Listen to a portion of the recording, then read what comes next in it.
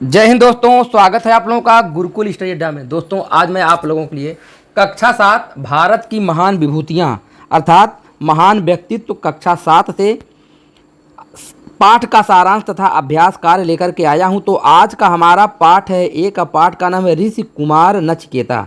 तो सर्वप्रथम इसके पाठ का सारांश देख लीजिए, फिर उसके बाद इसके अभ्यास प्रश्नों को भी देखेंगे। तो पाठ का सारांश क्या है? नचिकेता के पिता का नाम वाजस्रवा था। एक बार वाजस्रवा ने एक बहुत बड़ा यज्ञ किया। यज्ञ के समाप्त होने पर उन्होंने अपनी सब वृद्ध गायें दान में दे दी। आश्रम के लोगों व नचिकेता को यह बात अच्छी न लगी। उसने कहा, आप मुझे किसे देंगे? जब नचिकेता की बात महर्षि की समझ में आई तो उन्होंने अप्रसन्न होकर कहा, मैं तुम्हें यमराज को दूंगा। नचिकेता आज्ञाकारी पुत्र था, अतः पिता की आज्ञा का पालन करने के लिए वह यमराज की खोज में चल दिया।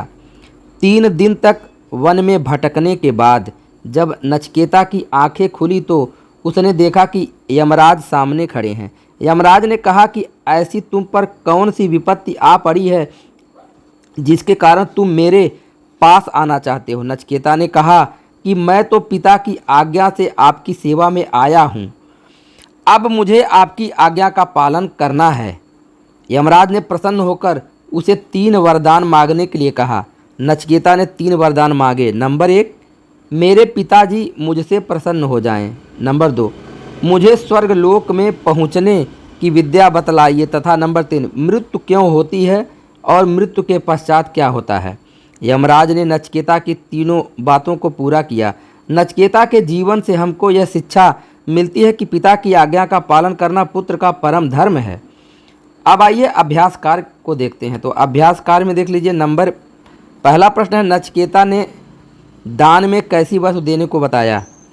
आंसर देखिए, नचिकेता ने दान में उपयोगी तथा दूसरों के काम आने वाली वस्तु देने को कहा। दूसरा प्रश्न है, नचिकेता ने दूसरा वरदान क्या मांगा? आंसर, नचिकेता ने यमराज से दूसरे वरदान के रूप में मांगा कि उसे मानव के सुख के लिए स्वर्ग प्राप्त करने की रीति बताएं। तीसरा प्रश्न है, नचिकेता के तीसरा वरदान मांगने पर यमराज क्यों चौंक पड़े? आंसर देख लीजिए क्या है।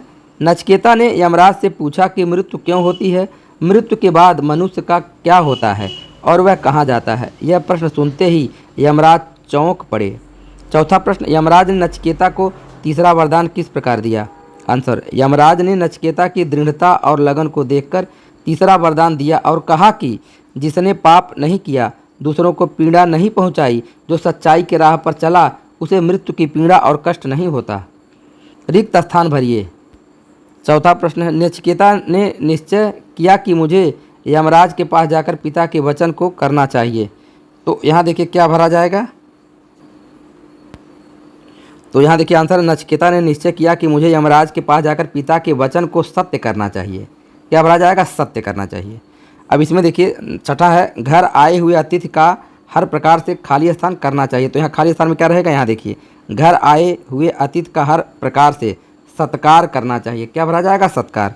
सातवां प्रश्न, पृथ्वी पर बहुत से फिर खाली स्थान हैं, दुख दूर करने का फिर खाली स्थान क्या हो सकता है? क्या भरा जाएगा? यहाँ देखिए, पृथ्वी पर बहुत से दुख हैं, दुख दूर करने का उपाय क्या हो सकता है? अब आठवां है, जो सच्चाई की राह पर चलता है उसे मृत्यु की, यहाँ देखिए खाली स्थान नहीं होती। क्या भरा जाएगा? यहाँ देखिए, जो सच्चाई की राह पर चलता है उसे मृत्यु की पीड़ा नहीं होती है। तो क्या भरा जाएगा? पीड़ा भरा जाएगा। इसके बाद सही विकल्प चुनकर लिखिए। महर्षि वाजस्रवा ने यज्ञ किया। तो इसमें देखिए ब विकल्प सही हो, विश्वजीत। कौन सा यज्ञ किया? विश्वजीत यज्ञ किया। 10वां प्रश्न, महर्षि वाजस्रवा ने ब्राह्मणों को गाय दान में दी क्योंकि? अब इसमें देखिए नंबर से विकल्प सही होता है, महर्षि ने प्रतिज्ञा की थी कि मैं अपनी सारी संपत्ति का दान कर दूंगा। इसके बाद आप आगे देख लीजिए। 11वां प्रश्न, नचिकेता यमराज के पास गया क्योंकि नचिकेता यमराज के पास गया क्योंकि? अब इसमें देखिए नंबर ए रहेगा सही, वह अपने पिता की आज्ञा का पालन करता था। इसके बाद 12वां देखिए, यमराज ने नचिकेता से 3 वरदान मांगने को कहा क्योंकि? इसका ब विकल्प सही होता। यहाँ देखिए, नचिकेता को 3 दिनों तक भूखे प्यासे रहना पड़ा। नचिकेता को 3 दिनों तक भूखे प्यासे रहना पड़ा। तो इसी के साथ वीडियो समाप्त करें। वीडियो पसंद आया तो लाइक शेयर कमेंट करिएगा। और भी पार्ट का वीडियो देखना तो डिस्क्रिप्शन में लिंक मिलेगा। धन्यवाद।